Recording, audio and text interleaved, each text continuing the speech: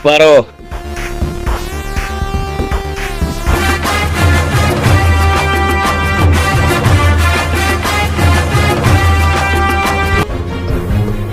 આ બેગ મને આપી દો.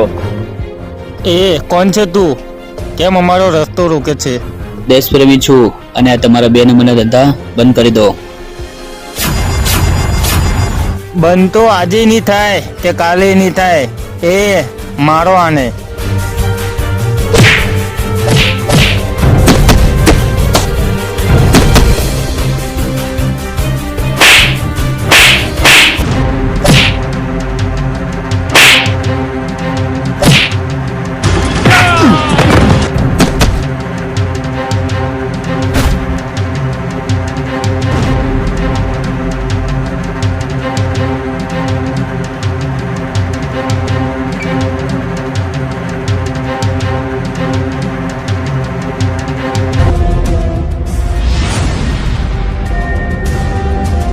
ખબર નહીં આનાથી કેટલા લોકોની જિંદગી બરબાદ થઈ હશે.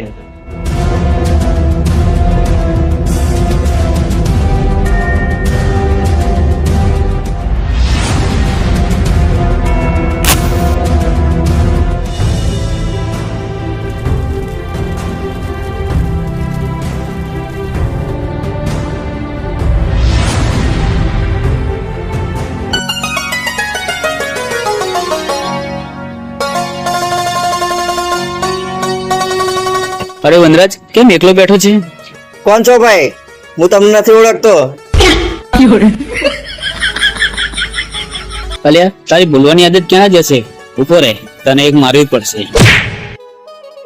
હા કિશન, તું ક્યારે આવ્યો? ક્યારનો આવ્યો છું અને આજે તો 3 જણાને બરોબર ખંખાઈ નાખી. કેમ ખંખેરી નાખ્યા? મારા હારા 2 નંબરના ધંધા કરતા હતા એટલે બરાબર ધોઈ નાખ્યા. એ તે સારું કામ કર્યું એ લોકોને ખંખેરીને. સારું, ચાલ હવે હું ઘરે જાઉં. સારું જા.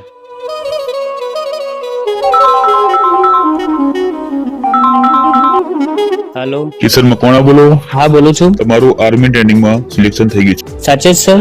હા. Okay sir, thank you. હે માં ચામુંડા, તમારો ખૂબ ખૂબ આભાર. તમે મારું સપનું પૂરું કર્યું.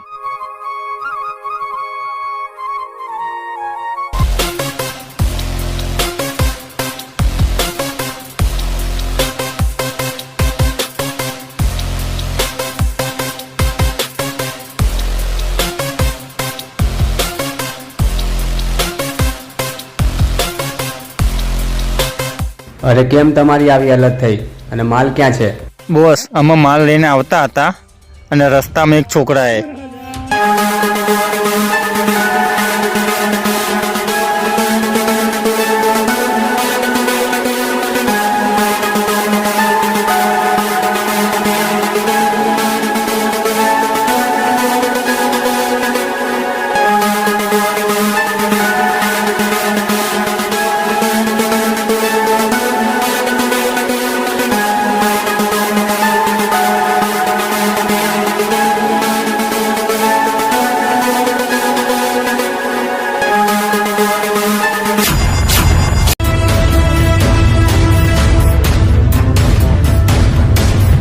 શું તમને ખબર છે એ માલ કેટલાનો છે? એ કરોડોનો છે. એ રૂપિયા તમે આલશો?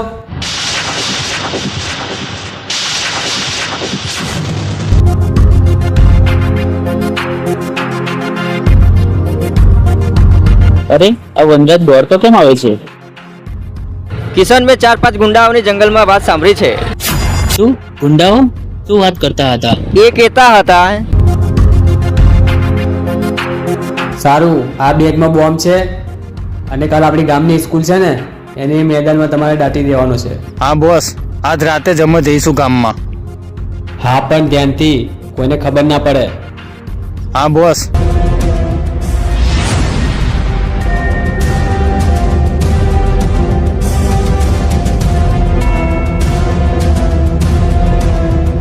તો એ ગુંડાઓ આપણા ગામ પર બોમ્બ બ્લાસ્ટ કરશે એમ ને? તું ચિંતા ના કર, કાલની તૈયારી કર. એ લોકોને આવવા દે.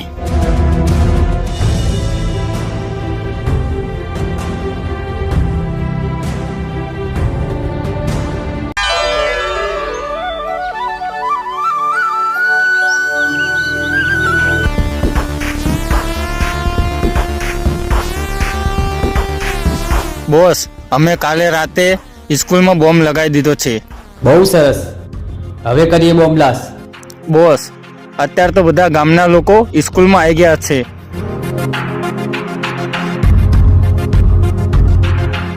એક મિનિટ, આ બેગ તમારું તો નથી ને?